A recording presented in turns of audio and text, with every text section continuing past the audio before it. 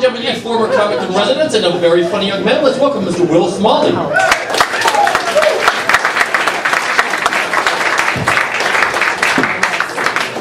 Hey guys, how are you? Great. Here's the deal right off the bat, guys. I am what the scientists call a homosexual. I'm not here to recruit, don't worry. I tell you this up front because sometimes people don't believe me. Not this time, but it happens. I did a show recently where this woman comes up to me after the show and she goes, "You know what, Will? I don't buy it.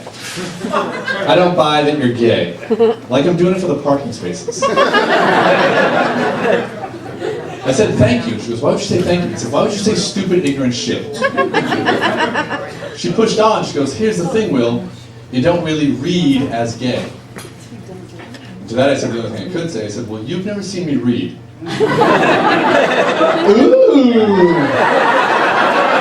Oh.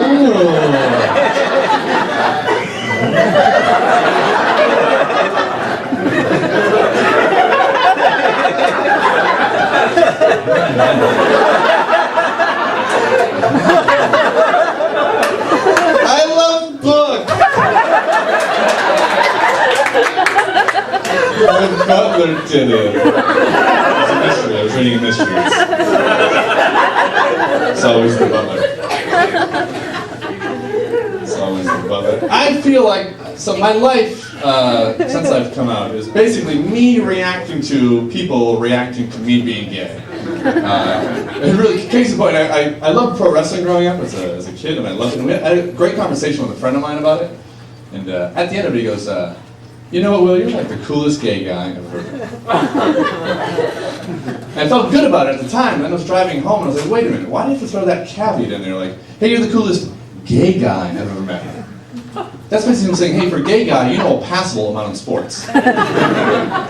Or for a straight guy, you have a tolerable amount of gay sex. Like, just enough. You guys ever had it? I don't recommend it, it's very gross. I'm in it for the clothes. So.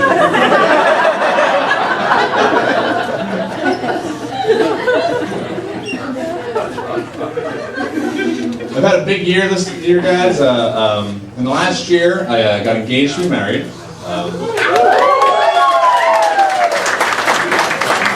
Ernest Borgnine died, and I got unengaged to be married. No, I like to say disengaged. It sounds much cooler. Disengaged. Like we're gay robots or something. Robosexuals, that's what.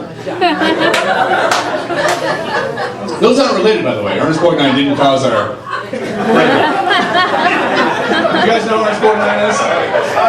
Yes. If you don't know who he is, he was an older actor. He was a 90-year-old actor. He's on 50 sitcom television.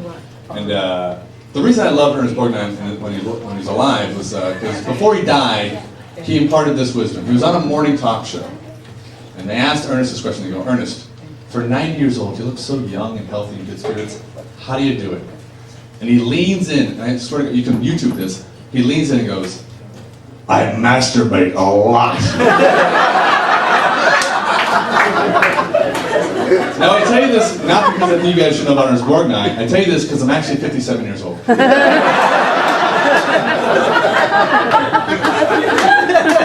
I masturbate a lot. The butler did it.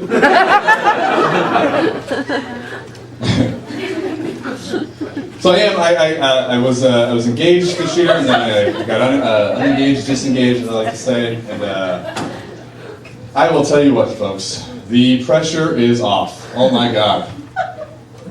We were in the midst of planning a gay wedding, and that is a lot of pressure. I don't care what the stereotype of gay people, Martin Short and Father of the Bride. It is not fun to plan a wedding at all. And here's the thing, I don't know the first thing about planning a regular wedding, never mind a fucking fabulous one. And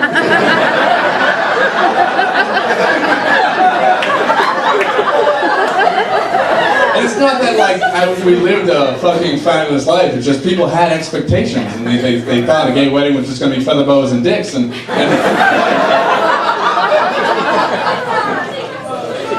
And the questions, man, the questions we would get about the engagement, I think the most oft-asked question was, hey, Will, who asked who? And I got it, I understood what they're saying. They're basically saying, hey, Will, which one of you's the lady? And he asked me.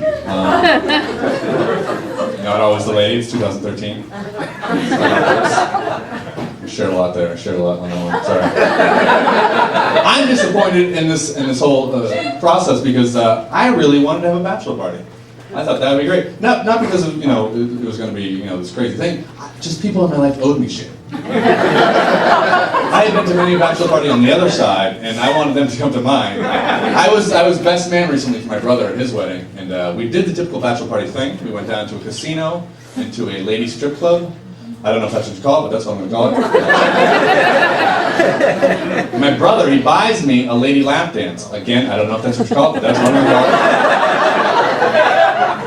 He buys me this lap dance, and I have this moment of crisis, because I have to oblige because she's paid for it. And I have this moment of crisis before the stripper starts in. I'm like, do I tell her that I'm gay? Because I don't want her to feel bad, that nothing is going to happen now. So I tell her, she goes, oh, thank you, it felt horrible. Nothing's happening.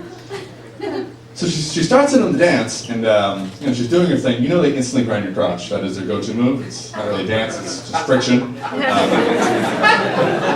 She's doing her thing. I'm commenting on her tattoos. We're talking about Downton Abbey. What you do with strippers, right? Did you see Lady Sybil? That was not a stripper, that's from Downton Abbey. And she's doing her dance, I swear to God, and she turns to me, she goes, I'm so sorry, I have to take my top off, it's protocol. Is OSHA here? I don't whatever you ever do, you have been paid. It is your time to shine, her name is Sparkle, that's why I said it.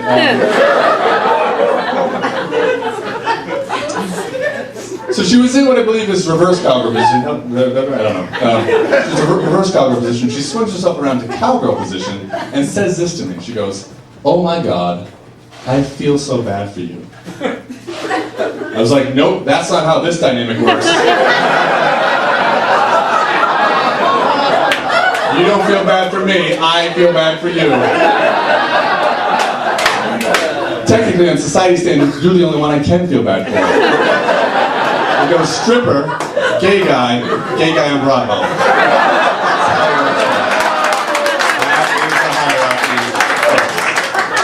That's how it works.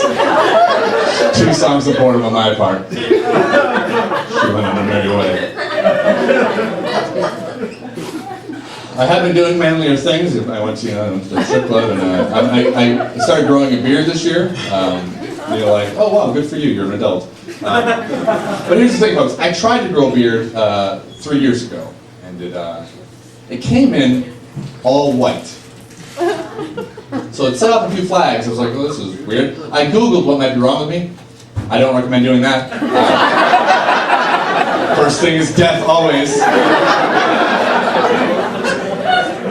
But one of the things that came up was it said it could be an autoimmune disorder. So I mentioned I was gay up front. All right, back in the 80s there was this thing.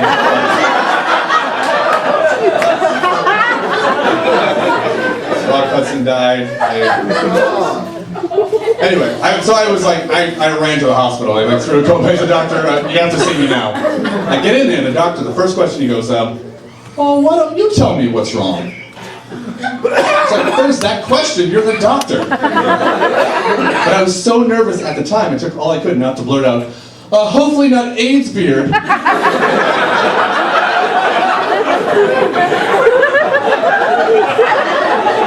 Is that a thing? Turns out it wasn't AIDS beard. Because that's a thing I made up in my head.